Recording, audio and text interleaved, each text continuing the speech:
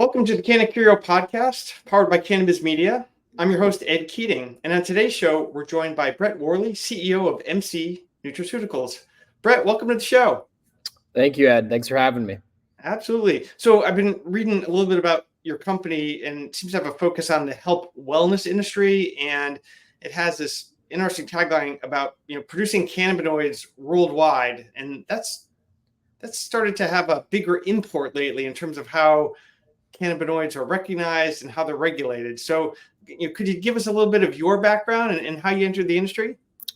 Sure. I'm from the distressed bankruptcy field, which isn't the most exciting field, but 2019 CBD was quite distressed, and I had an opportunity to join a management team at a small THC remediation company, which is always funny considering we sell THC now by the boatload. And with that, it, allowed me to learn the industry within about a year. And I split off after that and created MC Nutraceuticals in October 6th, 2020, I think it was. And, not much going on in 2020. So, right, let's create a new business, right? Right. Yeah. COVID was helpful to make sure that I stayed focused. That's for sure. So, that catapulted us into the Delta 8 field, which, was very lucrative, obviously, in order to build out the company that we've built out. And, we did it a lot with blood, sweat, and tears, as I always say. And, no investors, no real help. And we were able to build, what is deemed to be the biggest cannabinoid distributor in the world. We're in 30 countries. We're in every state. We sell to 650 customers actively. So on a month-to-month basis, we have about 650 accounts that we manage that are all B2B. Jeez. And we, sell. Last year we sold, I think, 70,000 or 72,000 kilos of cannabinoids. Wow. That's remarkable. You talked about THC remediation. Could you just give a definition of what that is? Because I'm not 100% familiar with that, or sort of the mechanics of it. Sure. In 2018, 2019, it was really 2019. Farm Bill got signed in December of 2018. Everyone wanted to remove the THC out of CBD because of the, definition of 0.3% Delta 9 THC on a dry weight basis. So that's where the CBD industry started, which is, how do we get the THC out to make sure it is compliant? So there's a technology called chromatography, which is well used in the pharmaceutical industry for purification. And that's what we did at, my previous company. And, it was just, CBD was just a tough market at the time. So, yeah. There isn't as much consumer demand, mainly because the consumption rates aren't super high. So, you take a soft gel of CBD and that's it, right? So you have a 30-day supply if you have a tincture or a soft gel, and there's not a high consumption rate, whether, compared to a recreational, Delta 8 THC, for example, where someone might smoke a vape in 3 days rather than 30. Got it. That makes sense. Well, yeah, I was going to say, I remember we started covering hemp licenses probably like maybe 2017, 18, as more states were issuing them. And some states just had like ridiculous numbers of growers of hemp. And, it was a row crop and people knew how to grow row crops. And I think some people made money early on, but then you'd read all these stories about barns full of drying hemp that was essentially rotting. So, yeah. So, I mean, I'm not as close, to the field as I say, but I mean, we grew 170,000 acres or so in 2019, and that's about triple what we need today in a mature market, like, a fairly mature market. So, we've fairly gone through all that product now, because some of people did extract it into a crude where, it's stable.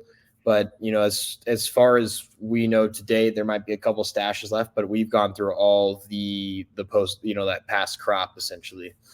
Sort of like the U.S. It's like the U.S. Petroleum Reserve or the Maple Syrup Reserve up in Canada, right? Like you keep it stuck away. The reserve is empty, which has caused, a little bit of supply constraints, and which is, it's good for the industry, so farmers can re-enter. People always make fun of us because we didn't grow much last year. It's like, well, we didn't really have to, but in 2024, 2025, we're going to have to grow 50,000 acres. So, I mean, it's going to be a lot, and that's just for cannabinoids. That has nothing to do with textiles or, anything along those lines. So how do you we're very close here in Connecticut to a company called Cannabis Benchmark. So they do sort of the future prices of cannabis and hemp, or the spot prices. How do you figure out future demand like that? I mean, is it, sort of like the finger, see which way? Because I mean, it's a hard market, especially now, to figure out, because I don't know what inputs you have, I guess.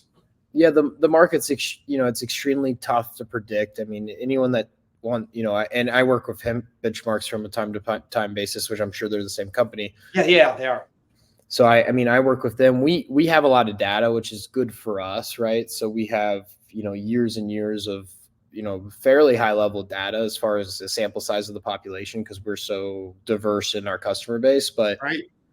It's hard to predict, and we're not in the game of predicting. As the industry becomes even more mature, we'll get to the point where that you could actually do real futures contracts, just like you would with corn or wheat or hogs, whatever it is, right? So I think those days are coming, in the next 2 years probably, but we're still not there. So, we're just agile and flexible, and I think that's what at the end of the day, I'm sure we'll get around to this, but the difference between hemp and cannabis is flexibility. Being able to innovate, adapt, create new products, and just be generally agile. Is something I started saying recently. Is cannabis companies have 8 times more employees per revenue dollar. So if you make $1 million, you need eight more employees than a hemp company does in order to generate that $1 million. And it's just a clunky system. That is a hell of a statistic, but really powerful. I mean, it explains a lot of the challenges. Now, one thing I want to talk about, beyond you and the company, are sort of like looking at markets, some specific and some general. And I think one of the biggest impacts of the market, at least from where I sit, is the farm bill, and how that sort of changes every 5 years, and how it's gotten to be much more of almost a political football. So what does it mean for your company in terms of if it changes or not? Because, you are agile and flexible, so you may be able to navigate around the farm bill, but I'm just sort of curious, because it's certainly been in the press a lot. Yeah. So, MC Nutraceuticals is uniquely position. I'm also on the board of American Healthy Alternatives Association. So we're the largest hemp advocacy lobbyist group in the country. So I have 4 lobby, our group has 4 lobby firms on the Hill. So, wow, the question's hard to answer because I know more than maybe most people do. The reality is the Miller Amendment, in the House Agricultural Committee went too far. And, at the end of the day, I think it was good for the hemp industry. It sounds crazy, right? Because my phone blew up for about a week, so it kind of sucked at the time. But, a month later, I looked back and I go, it really united the different lobby groups, trade organizations, different segments of the industry. It said, hey, guys, we are under attack. And we need to get together. And as someone that's lobbied 3 years protecting, the market that we've built, and also adding in additional regulations that, we hear and we understand, and we want those, but not over zealous or over onerous, regulations. Right. Somewhere in between is what I always say. Is the reality it was a good wake up call for the hemp industry. I don't believe that the Miller Amendment's going to make it much farther. I haven't checked in with my lobby team, but something happened yesterday that was good. It wasn't quite as good as unfixing the Miller Amendment, but something good in DC happened. And, we've heard a lot, from a lot of, House representatives and senators too, that, they're not really happy with the way it was done. So, at the end of the day, I mean, the Miller Amendment is a killer. I mean, there's, I don't know what I would do, honestly, to be quite frank. I don't know that you could really even grow CBD under really? It's that prohibitive? It's that bad.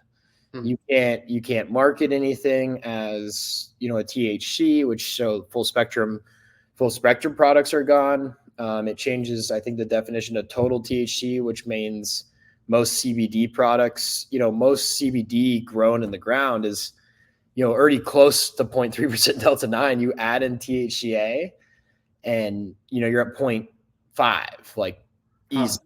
So, most of the growth, like genetics will, eventually probably fix that, but not right now. Right. We're used to what we were given. So we've built a $30 billion industry on the Farm Bill definition as is, and we'd like to keep it that way. And we'd like to have a states' rights issue, which is let's let the states determine. Some states have decided to ban Delta 8, for example. Okay, that's their right as a state. And some states have decided to regulate Delta 8. So, yeah. It is it's a marijuana versus hemp issue, and I wish it wasn't, but at the end of the day, it is what it is. Right. So, unfortunately, federally, the plant got split in half. Hemp is under 0.3% Delta 9 and marijuana is over 0.3% Delta 9. That's right. Just federal statute. So there's not much you can do about that. But at the end of the day, I think, courses will correct. They typically do. Well, it's true. Tend toward the mean. So, but looking at a couple of states that I wanted to focus on, just because we've seen a lot of them, or Cannabis Media just has a ton of data on some of these states. My favorite example is the gigantic cannabis market that is Texas, which only has 3 regulated retailers, if you will, of product, but there are almost 5,000 CBD retailers and 62,000 vape and smoke licenses in that state. I mean, and they're selling all sorts of stuff. So what does a market like that mean for MC Nutraceuticals? Like, is it a great opportunity for you? Is there too much distribution? Lots of price pressure? Well, so 2 questions. I mean, there's the political answer. So I'll start with the economics. I mean, Texas is probably the 3rd largest cannabis market in the world, I guess, at this point, removing black market. Yeah. So Florida's the biggest at 6.9 billion. California's 6-ish billion. And then, Texas is about 3 billion. So I don't know, maybe New York will eventually be there, but it's not there. So Michigan too is probably in that mix. Close. Yeah. Michigan's in that range too. So anyway, Texas is 3, 4, 5. It's one of the top 5, cannabis markets. And, when I say cannabis, I mean the full plant. So in this case, it's, Florida and Texas are hemp markets, right? So absolutely huge market. On the political side, and we want to keep it that way, right? So, very important to MC, very important to the industry. 60,000 stores. I mean, that's a lot, and that's not even C stores. Now C stores are adopting beverage products, which is going to, add another 25% at least in the next year to the hemp market, if not more.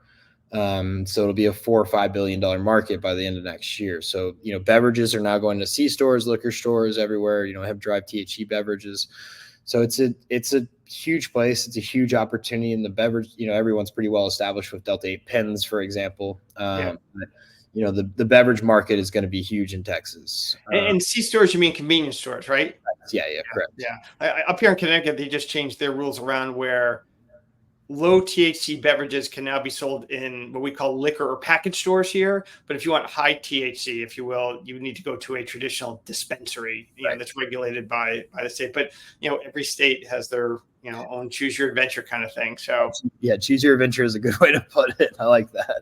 So now another state, and it's also one that you mentioned is a large market, is Florida. So recently the governor vetoed a bill that would have banned Delta 8 and other hemp products because he was trying to, some say, reap favor with the hemp industry.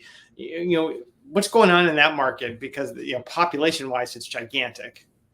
Yeah, biggest cannabis market or hemp market in the world. Talking about DeSantis a little bit. I mean, politics is fun and crazy. I mean, fun's the wrong word. It's crazy. We have a very large lobby team there, and the reality is we were fighting one large MSO for the most part. In 2023, we actually Florida has some of the strictest. They do have the strictest hemp regulations in the country. It is, there was a enforcement because one of my friends had hands together, almost like praying on his package, and that was non-compliant. So, I mean, there's lots of stories of just very simple packaging, things that there are problems. There's no milligram caps, but it's 21 plus, serious testing requirements, serious packaging requirements. I would say honestly overburdening. But we were fine with them. Like we negotiated them. So and in 2024, this year, the Senate was covered by the MSO, if you will. The Senate won, and then went to a non-recorded vote, and it came down to 3 votes, which they probably should have recorded. But at the end of the day, it went to the governor's office, and Governor DeSantis is a Harvard, Yale attorney. JAG. I mean, like serious policy guy. I mean, policy to the bone. And the reality is he doesn't like marijuana. Fine, right, whatever. We can all disagree or agree with that. It doesn't really matter, but he wouldn't let a large MSO come in and write the rules and ban a regulated hemp industry. I mean, I laugh at it because luckily we got the veto, obviously, but it is crazy to think about that, thank God we have someone that actually listens to policy, because that's actually fairly rare in politics. All right. It's sort of like similarly, I think it was in New York where it came out that, MedMen had lobbied really hard against home grow up there. Of course they would. It's in their best interest, but is it in the best interest of the industry or patients? No. So I'll say this, what we hear from, unfortunately, the marijuana lobbyists is they don't actually want interstate commerce. They probably don't even want, rescheduling to 3 is fine because that doesn't open really interstate commerce, maybe arguably. They don't want home grow. They want to make sure that they charge as much as they can for a patient. They're stuck to 10 milligrams, which is literally nothing. I mean, it's just not enough for people that need it. 1, that build a tolerance, and 2, that people that need it for medicine. So, at the end of the day, hemp industry, although people might say like, oh, 100 milligrams is crazy. Well, it's actually not. I mean, people consume, I know someone that takes 800 milligrams a day for lupus, and without it, she's completely debilitated. Wow. I mean, there's just there is, and I wouldn't even say extreme examples. It's probably 5% of the population, or 10, maybe even 10%, that either builds such a high tolerance that 10 milligrams does nothing, and then they get kicked back to the black market because it's the only way to buy affordable medicine, or 2, they just need it for whatever illness they have. Right. So, I'm in Colorado. And I asked my caller, and I have cannabis friends. We sell to cannabis companies. I go, why don't you guys lobby for a higher milligram cap? I mean, it's crazy to me that in 10 years, milligrams haven't moved from 10. I mean, like, it's just, and I know in medical, like you can go to the medical and go through the doctor and maybe get more, but that's like a really tough process. I mean, that takes time. That's right. I mean, I just don't think, and people compare this to alcohol. Alcohol's not a medicine, and you can go buy Everclear if you want it. Yeah. And I think people should be able to, if they're over 21, people should be able to do what they want. And, if there's something that can be recreationally used for fun and used for medicine, then it's just a no brainer, right? It just makes no sense why it can't be in a liquor store, or, behind the counter in a convenience store, or a low dose beverage can be, right by a Bud Light. I mean, like, it's crazy to think about that. There's been no progression in cannabis in 10 years, but that's how markets work. I mean, if a market gets stagnant, innovation comes around eventually. And that's exactly what the hemp industry's done. No, that's very true. Now, you mentioned a couple of times lobbying, which, I really appreciate, because there's a lot of interesting data that can come out of that, like who's lobbying for whom and what issues, et cetera. But it also made me want to ask you sort of how big a role is compliance in your company? Because it would, we know that if you're selling into many states, and as a guy who's always worked in compliance software, publishing information, once you get a couple of jurisdictions, things get complex. So I would imagine, given the list that you shared of all 50 states, I think 30 countries, et cetera, compliance must be a big part of your team. And if it is, what's it like, and what do they focus on? Sure. So we have, there's 2 things. There's legal compliance and product compliance. So in Colorado, we, as in me and my team, negotiated a safe harbor manufacturing provision because, of course, they didn't want us selling in the state. So with that came a lot of requirements. So we have to be GMP.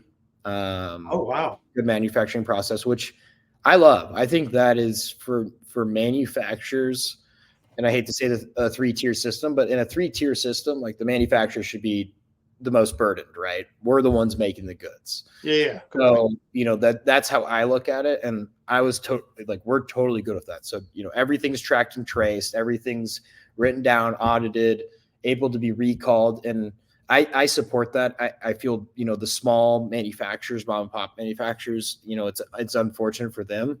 But at the end of the day, if like you're eating something, I think it should be, able to recall, able for recall. Yeah. And I think the big things that the cannabis industry says, like, hey, we have to you use metric or whatever it is, which is metric's crazy, but GMP is the answer. If you really want the hemp industry to be track and trace, then just put a GMP stamp on it. I mean, they're Perry Johnson, NSF, dietary supplement 117, like all this stuff's already set up. Yeah. True. Right. So that's the product side. On the regulatory compliance, I have an amazing general counsel. His name's Philip Snow.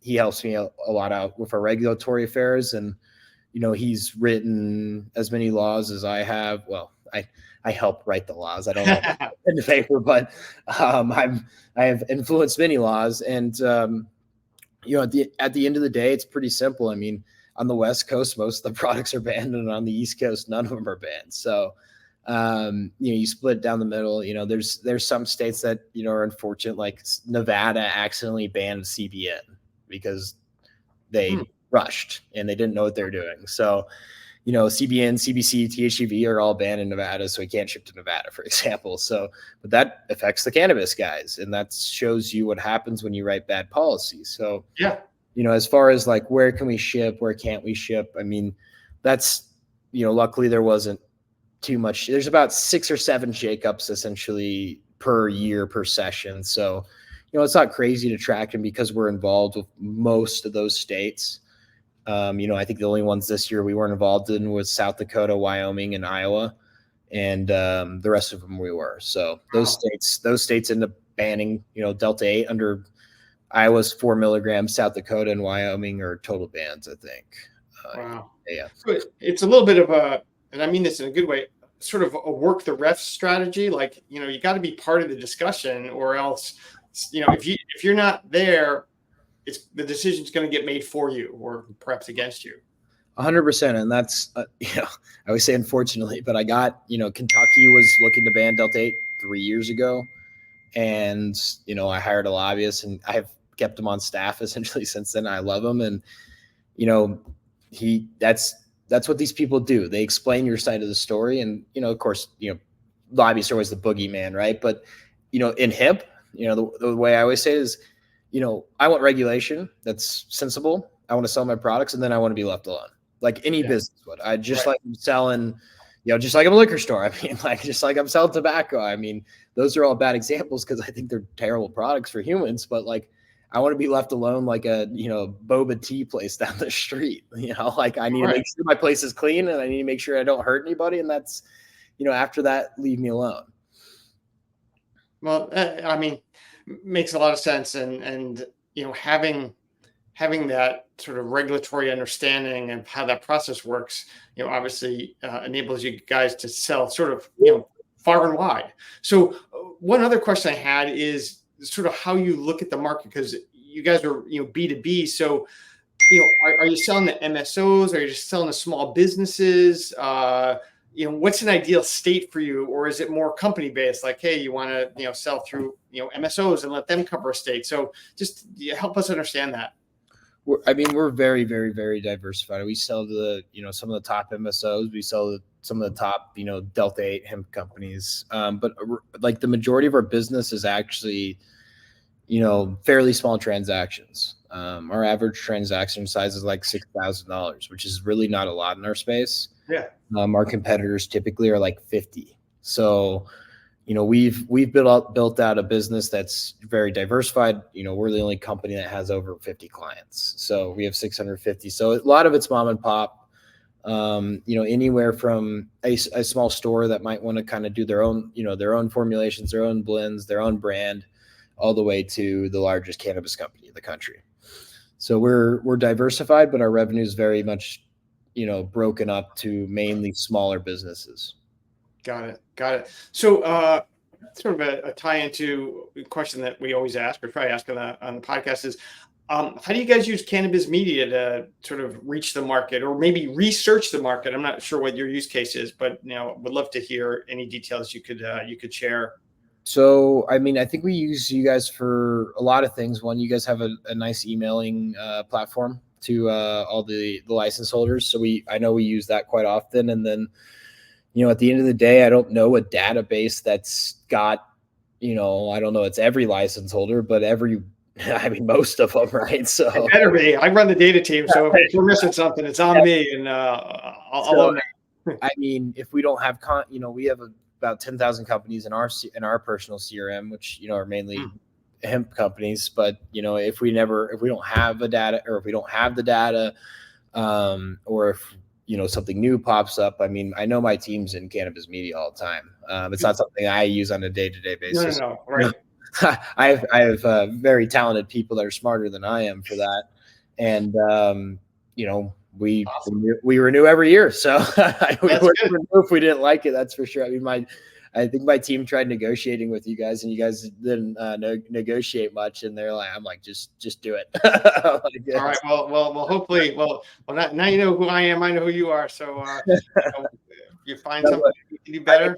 I mean, there's not. I will just be frank. I mean, there's not many platforms that we've stuck with. So this is probably the only one. I mean, we have a nice partnership with another group, but Cannabis Media is the only company that we've really kept. I mean, there's a lot of bad software, services, lead generation tools in the cannabis industry.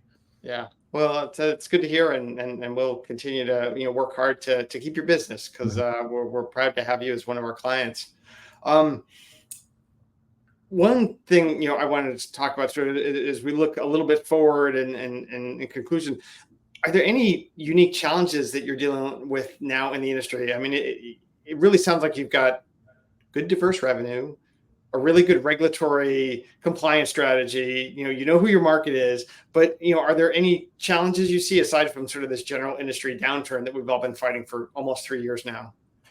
Yeah, I mean, the hemp industry is still growing, so that's good. There's been compression due to more on the brand side, due to just there's so many brands out there. So that's just, I always look at everything on a market curve. I mean, you have the big upswing, and then you have the consolidation swing. So we're in about, call it, consolidation mode, where people drop out of the market, people will buy other people, which is a good spot to be where you're really educated on the market. So, and capital will come in.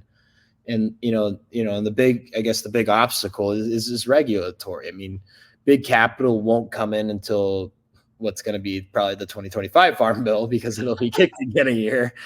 But the beverage guys coming in is very important, and it shows legitimacy that this isn't a loophole, right? I mean, like, I laugh because it's ridiculous, but Congress doesn't make loopholes, but they could shut things down, right? So at the end of the day, the beverage guys are creating a new segment, a new market. I think the beverage market could be one of the biggest markets ever, essentially. The C-store adoption. I mean, there's 400,000 C-stores, 400,000 restaurants. I mean, that's a lot of points of sales. So I think everything looks very good. There's bad days, there's good days. But overall, crystal balls, the crystal ball looks good.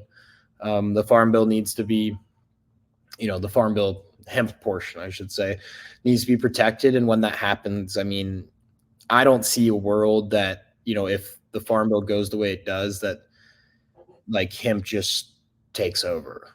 I think a lot of laws are going to be reversed due to, bad statute, especially in the West, on the West Coast, where they just went too far and the statute isn't procedurally proper. So I think there's going to be a lot more market share grab.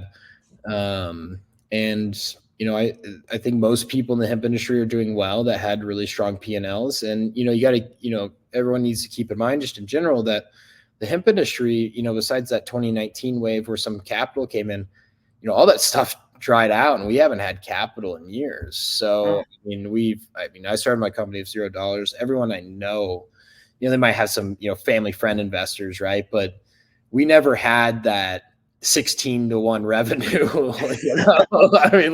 We just never had that. So the industry is strong from like a P&L standpoint and, the whole industry. And I don't think you could say the same thing for regulated marijuana. I don't know anyone that's, except for Green Thumb that's making money.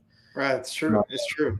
And 280E should fix that. But my opinion on rescheduling is it's still 2 years out. So yeah, you might be right. Now, two last questions. One is recently there was a big announcement made by Curaleaf where they said they're going big into hemp, and that's a pretty profound move for them or shift. I mean, a lot of the MSOs have always held hemp licenses. And we've seen sometimes it's the CEO who himself or gets it in some weird state like New York. But that was years ago, like 2018, 2019. But for them to make a big statement, what does that do for the industry? Does it not legitimize it, but does it draw more attention to it, Bret? I talked to not necessarily Curaleaf, but some of these other MSOs, and they're all in. Green Thumb's Incredibles sells Delta 8 vape pens, right? And Green Thumb's even, and a lot of people don't actually know that, like Green Thumb sells Delta 8. And that is public information. One, it's good for the industry because it removes the Civil War thing that's absolutely ridiculous, right? Now, I've been lobbying against Curaleaf in lots of states and lots of places, and I don't want to. So, I would love for them to, open up the doors on hemp. The one thing I'll say is, there's lots of large cannabis brands, and I'm not picking out any specifically, but Cookies, Stizzy, Green Thumb. Go on and on and on. And a lot of and a lot of them are getting into beverages too.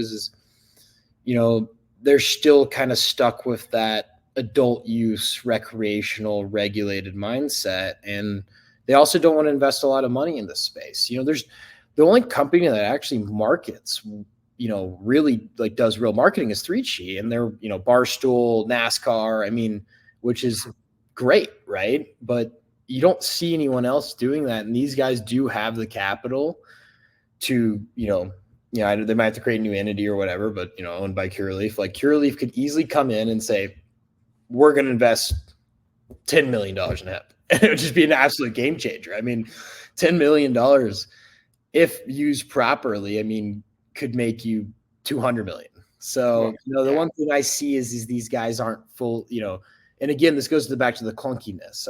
Like eight people in between a decision, essentially is too many people. And they're, just used to being, really pushed down by the man, I guess. You can't advertise THC products like anywhere, right? So we can have billboards, we can be on a blimp, we could be, if you're in Miami, you see those planes flying by, like we can do that legally. And I think, all these MSOs need to kind of realize what a $10 million investment would do. It would be game changing. Yeah, that's a great point. So one last question that sort of ties together back to the regulatory side and comes out of a conference I was at with all the regulators in Minneapolis last month. Do you think more states are going to move to this one regulatory body to regulate cannabinoids in the state instead of saying, well, hemp's Department of Agriculture and cannabis is Department of Health or Department of Taxation or Revenue? Like, do you see that coming together, or do you think it's still going to be a hodgepodge and choose your own adventure again? I think it's choose your own adventure. Depending on the state, a lot of times they try to shove it in the cannabis body, which most of them, and I won't speak for all of them, are complete failures.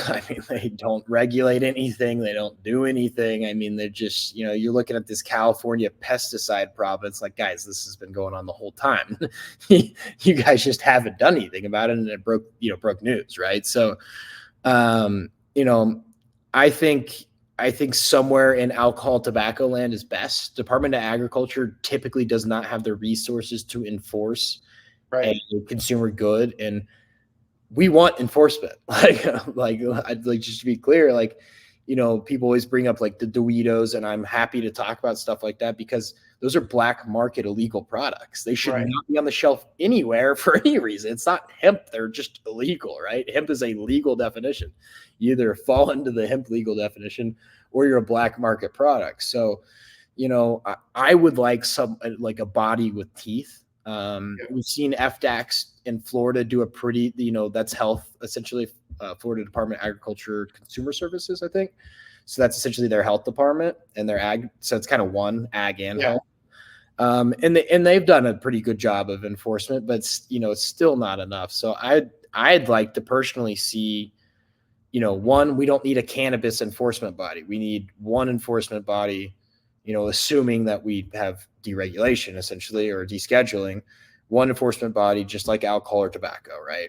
That has the power to do sting operations, go into the stores. I mean, alcohol is a clean ship. I mean, but they've done that because alcohol is really dangerous, right? So, right. I don't mind having a clean. Cannabis isn't dangerous, but I don't mind having a clean ship to make sure that you're not selling to people under 21.